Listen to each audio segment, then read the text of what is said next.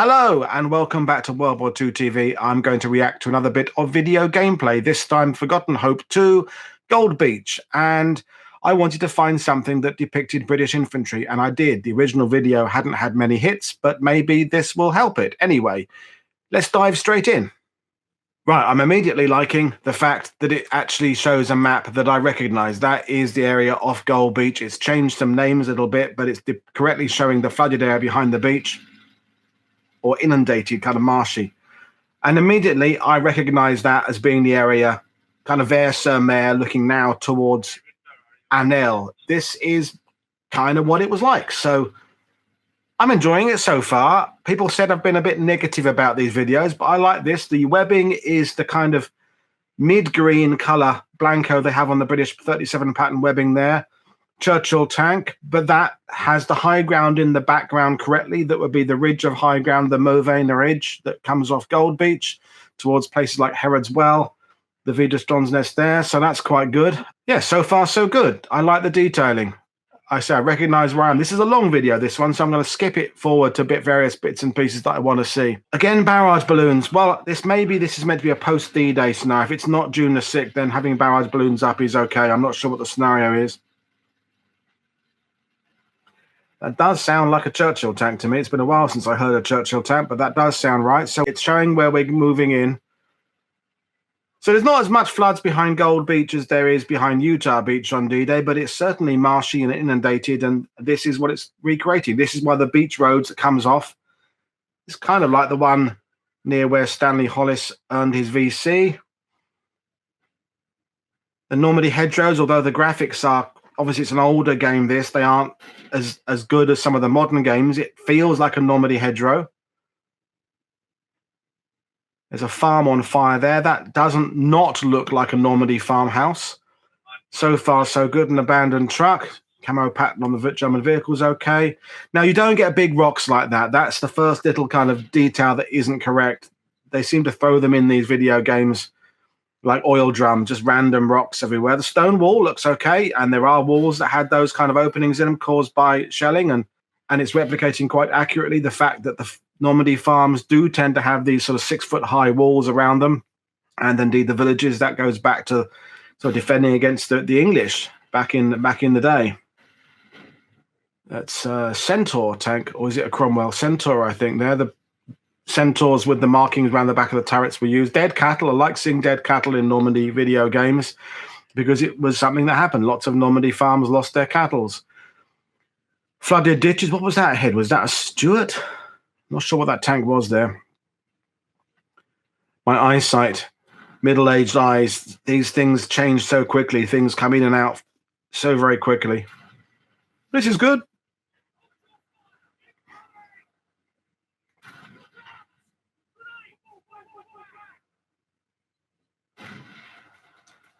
Now, the grenades generally had a 5 or 7 second fuse, so you're kind of meant to pull the pin, hold it a couple of seconds, and then throw it so that it explodes on impact. It depends what you're doing, of course, and how you've set the fuses. Again, there was a big rock there that isn't accurate.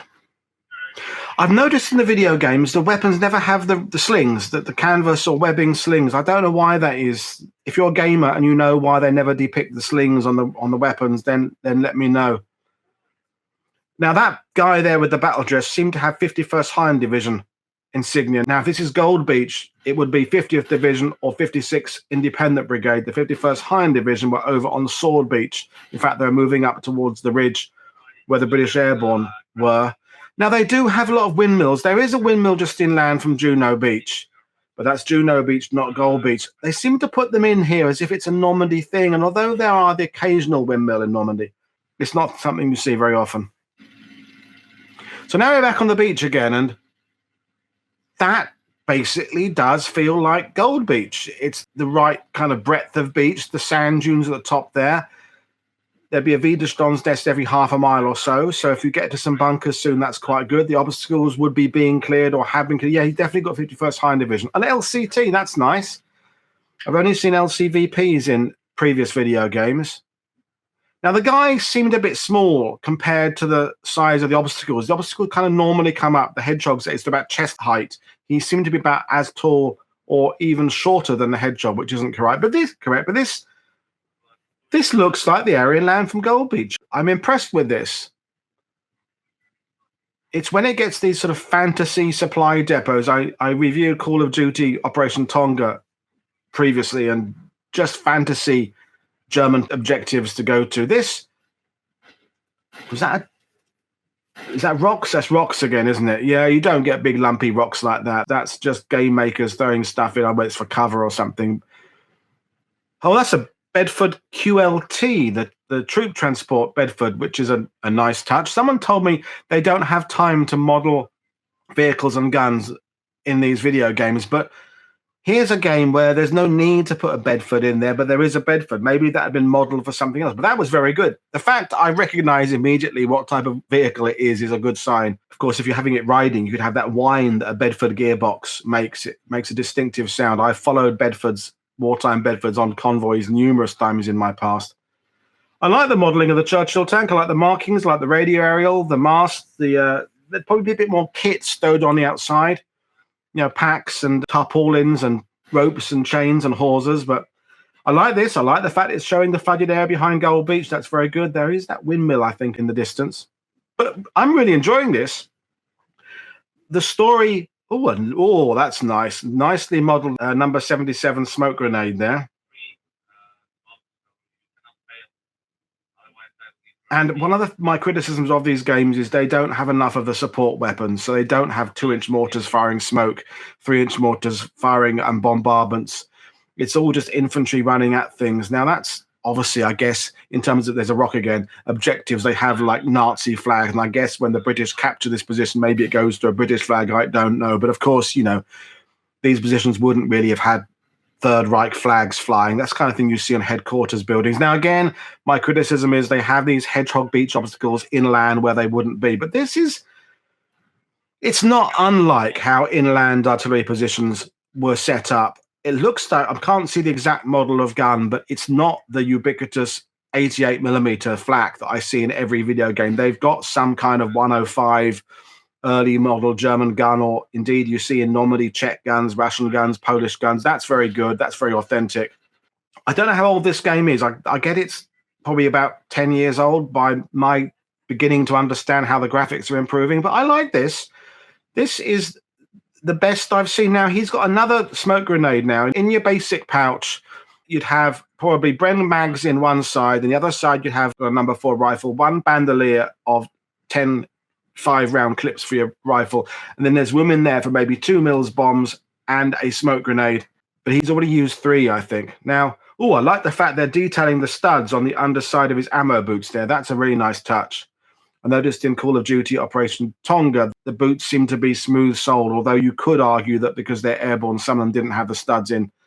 Okay, the windmill I'm a bit dubious about, but the way they're recreating the German positions seems to me broadly accurate. It's not delving into fantasy creations of the video gamers.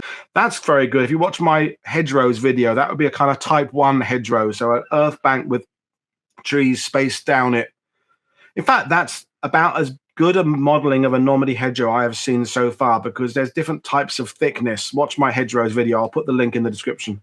The ground does feel Normandy. I'm getting a feel that this is based on the real area inland from Gold Beach. So good score so far in terms of detailing the terrain. I recognize where I am. It's very simple. I recognize those types of beach roads. We did a show with Ben Main on World War II TV where we talked about the bunkers that are on this area here near Vers-sur-Mer, the Widerstandsnests. So this is an artillery observation post they're coming into. Now, inland like this, this is getting a bit too elaborate now. Your average gun battery is there's a crash glider. Okay, I'm not going to say there was not a single glider that came down in the Gold Beach sector, but I don't think one did. And is this parachute resuppliers coming in? If you're going to see a crash glider, the crash glider is going to be in the Sword Beach, maybe Juno Beach area, but particularly over the British Airport. Now, that's the type of bunker that you see on the beaches. They're inland away. I do like how they've modeled the Centaur there with the markings on the back of the turret. That's the kind of beach group support armor they had on the beaches on D-Day. That's a really nice touch where they've obviously modeled that. And I say Normandy hedgerow is really good so far. Now, this because I've watched this video or had a quick look at it in advance. This wall is nonsense. This is some kind of German anti-tank wall, but it's inland and it seems to be hundreds of meters long.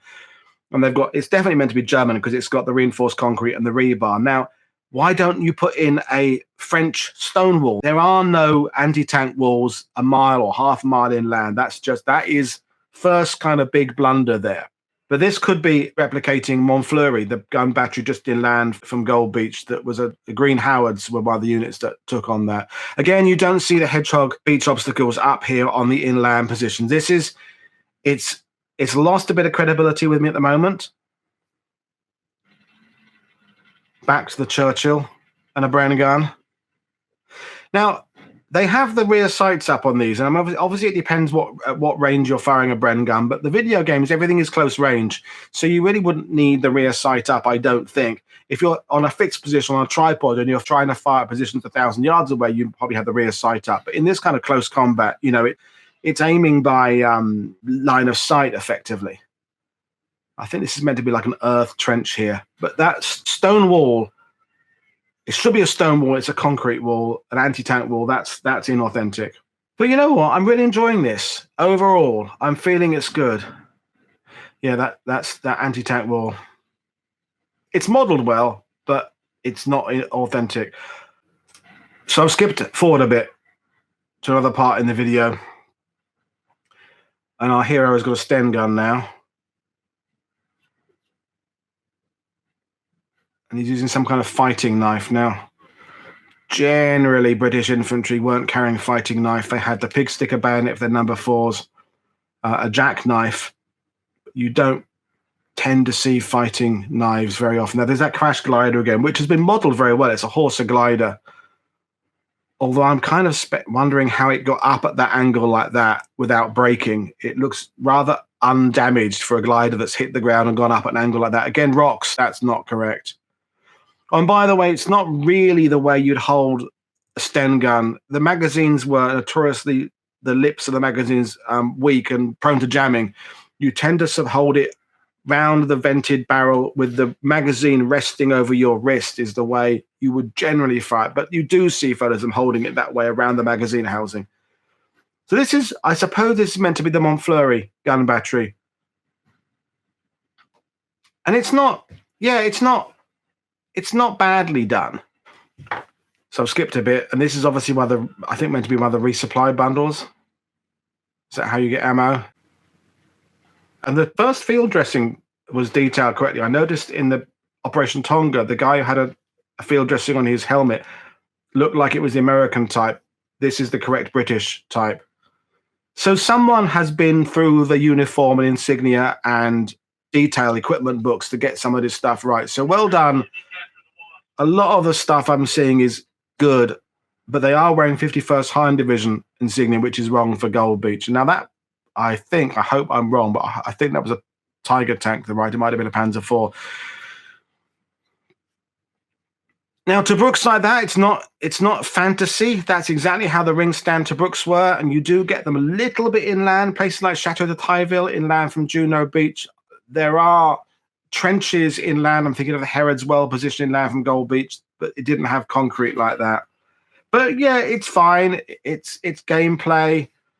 I guess in terms of modeling, the concrete is nice to make a nice shape compared to just using hedgerows all the time. But that does sound like a Sten gun as well. And these kind of open barns, very Normandy, very, very typical of what you see here. Now, that's more the wall should have been around the observation position, a regular French stone wall, not a German-built anti-tank ditch. But this, that area inland from Gold Beach, little villages there, it feels like I've walked through these areas. I live here. If you're wondering, why is this guy talking about Normandy like he knows it? I know it because I live here. And I'll be going out either tomorrow or the next day and be looking around, in fact, the Gold Beach area probably. So I do know what I'm looking at. It feels Normandy. The green, the foliage, the trees, all looking really good. I think I saw a Tiger tank, or that was a Kettenkrad there. Interesting. So now, see, that I'm not exactly sure what model gun that was, but it wasn't the 88s I always see. That was the type of field artillery you have inland for the beaches. Tends to be a little bit older, kind of earlier war model, either German guns or captured Czech, Russian. You see that a lot in Normandy. So that detailing of that gun there was really nice. It flashed by too fast for me to recognize it, and I'm not a big artillery expert. Oh, it is actually references. It is the Mont Fleury gun battery. So it'll be intriguing to see how they actually replicate that, because we know the Mont Fleury gun bunkers were unfinished. So this one is finished. One was finished. It's vaguely like the Mont Fleury gun battery was set up. It's close enough to be okay, but it's not completely digital. So he's got a Panzerfaust now to knock out the gun. I like the fact it's using a model of gun that is not incorrect for this type of position. Yeah, it's vaguely reminiscent of Mont Fleury. I'm not sure from where the gun was you could see back to the beach clearly, because this is very up and down and undulating. The land coming off from Gold Beach is flat where the floods are, that it goes up to a distinct ridge that kind of runs parallel to the beach, and it doesn't kind of up and down fluctuate like this. Then when you go inland a bit, you kind of go into like almost a valley where there's a ridge to your left and a ridge to your right and one across the front there, and you're like in almost a horseshoe. But it doesn't undulate. The land rises up kind of once, then sort of stays up. If you look at a Google Earth or a map of Normandy, you'll see how the terrain goes. So they've given this a bit more of a up and down feel. Now, it'd be nice if they get to one of these gun positions, the bunkers, and it's under construction. That would be a really nice, authentic touch. I don't think they're going to. I'm assuming this is meant to be a different bunker. So there was four gun bunkers at Mont Fleury. I'm feeling he's going further between them than they were actually spaced. No, is that the same one? Because that Kedencrad is still parked there. Now, what it's not showing, of course, is that taking on a gun battery like Mont Fleury is much more of a combined arms thing. There'd be naval fire coming in from the beach there. There's artillery groups. There's tank support. Flanking actions. You'd be attacking with almost a full battalion of troops towards this, with all the elements that would go with that, including universal carriers with mortars and things, and you'd see officers with radios. This all feels, and I guess it's the gameplay, like one guy doing it on his own, and a bit of a death spasm there. But all in all, folks, I'm really enjoying this, in that it's pretty good. So we're obviously moving between the guns at Mont Fleury now, and the trenches are not accurately depicted, but they're not terribly inaccurately depicted. It's sort of a hybrid between reality and fantasy. But yeah, I keep seeing these beach obstacles up in inland areas where they wouldn't be. So what's he got now? He's got a Panzer Schreck now. So someone told me earlier I should just ignore the fact they keep changing weapons all the time and just accept that's how the game works, and you can sort of customize it and carry whatever weapon you want, and but it's the same old thing. If he's moving around inland from Gold Beach, moving at speed, carrying a Panzer Schreck, and a British soldier who's also moving off the beach sees a guy at a distance carrying a Panzer Schreck, which is very distinctive with the shield. Although, to be fair, most British infantry hadn't really come across the Panzer Schreck yet. It's more the Panzerfaust, but let's assume they are familiar with it. And you see a bloke running with one, your assumption is it's a Jerry. You're going to ping him. So carrying an enemy weapon like that is always endangering yourself to friendly fire. We're back to the anti-tank wall again. And he's been killed. Maybe because he was carrying the Panzer Schreck and he got recognized by the Allies. So, well, I think I'm going to leave it there because I don't think there's anything else I want to look at. I'll just have a little check forward. So I'm just watching another little bit here, and there's quite a few knocked out German vehicles and things around here now. And I can hear tank engines, either that's Allied engines. Now, I don't know how this game continues, but if at any point in the game they come across German armor, it starts getting a bit iffy.